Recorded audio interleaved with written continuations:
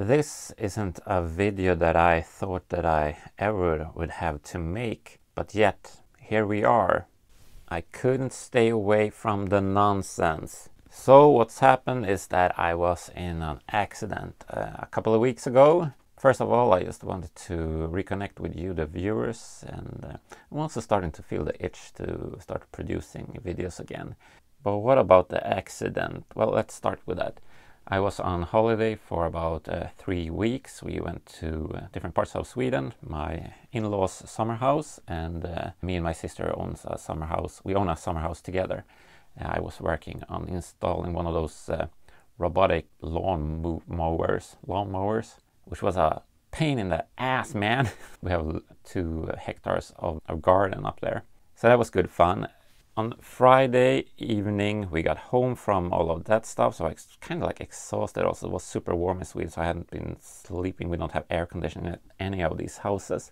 And we were going to London on Sunday morning, so we only had the Saturday to do laundry and regroup and pack our bags for that trip. We were going to stay in London for a week. So I needed new shoes. I understood that we were going to walk around in London. So I took my electric bike just to go down to the shopping mall to get these new Adidas. It had been raining during the night or something because there's like a pretty steep hill with a bike lane, and right down below it there's like a place where they're building a home for the elderly. And I don't know if it was from that construction site or whatever, but for some reason there was this muddy puddy, and I just went through it and started to go like this, and so I hit the brakes. But I have an electric bike, so the engine kept pushing the back wheel for like half a second or whatever, but that meant that the steering wheel went like this super fast and hit me in my guts. So I went out of breath and fell over, crashed, landed with my hand, that took all the whole impact. First I didn't think, I was like, I can probably just catch my breath again and then be on my way. But no, it started to swell up and everything. And my neighbor actually drove me to the ER. So I spent, 6, 8 or 9 hours at the ER the whole day, basically. I'm getting more and more stressed because, well, obviously I wasn't packing for London and what's going on. You know how it is at least in Sweden, the ER is like I was lucky, I got a room. And then they came in every other hour and said, well, we did the x-ray and we're going to get back to you and whatever. It was pretty young doctors. They said that it was just like a little crack or something in the bone, and that I only needed plaster and I was going to have it for 4 weeks and then it would be probably healed by itself. Spoiler, they were wrong, but they didn't know it at the time. And I was just, okay, yes, but my wife, she wants me to go to London tomorrow. The taxi's picking us up at 5 o'clock in the morning. What about it? Can I go? And they were like, maybe it's best if you stay, because the injury in the belly was just a couple of centimeters from the liver, so they were worried about it. I live pretty close by the hospital, so they sent me home. As long as there's a grown-up that can help you if it gets worse. My wife and my kid, they went to London the next morning at 5 o'clock, and I realized, wait a minute, I'm home alone now. There's no grown-up here if it gets worse. I might just as well go to London. So getting a ticket for Monday, it cost like 800 euro or something. I was like, no, that's not going to happen. But for Tuesday morning, it was just 200 euro. And that was probably what I was going to be spending in London anyways for 2 days, because it's crazy expensive over there. So I booked that flight, and 5 o'clock on Tuesday, and 5 o'clock in the morning, taxi picked me up and I was just off. The funny thing was that we were actually going to Legoland Windsor that day. I met up with them at 1 o'clock. And Legoland Windsor, maybe not something I would recommend for AFOs that just like Lego and building, because it was more like a theme park. I don't think Lego, the company, actually runs this park. It's some other company. I felt that it had very little to do with Lego, even though on the surface, the rides and everything, it looked like sort of Lego. It was also really noisy and on a hillside, so it was difficult to move around.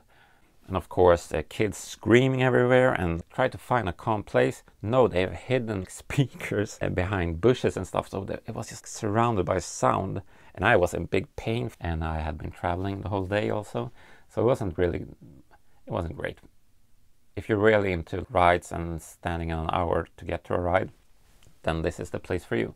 I would say that Legoland Billund is much better. They have more models on display, and it's flatter and easier to move around.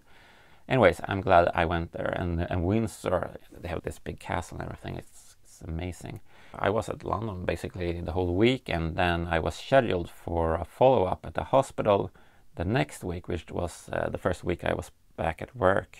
On Monday I went to the hospital and did a new x-ray, which was kind of standard procedure, and I waited 4 hours or something. They took off my plaster and everything.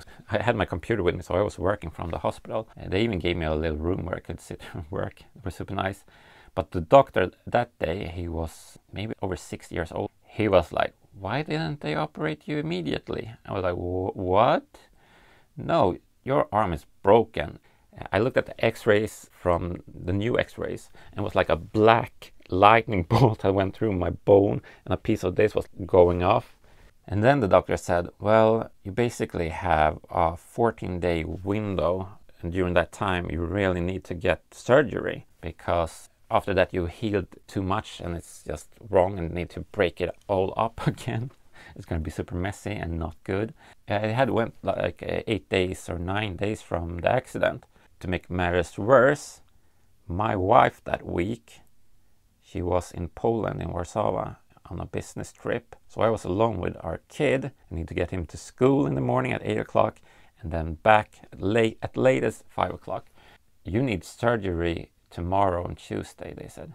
I was like, yeah, but I need to get my kid to and back from school. Is that possible if I have the surgery during the day? And the doctor was like, "Yeah, that's possible." All right, so I prepared the evening. I was fasting and everything. When I got to the surgery, it took like an hour or something. They had to make some surgery for a kid or something before me. And about 10 o'clock, I met a nurse, and she said, "Yeah, I read that you need to get your kid at 5 o'clock at the latest.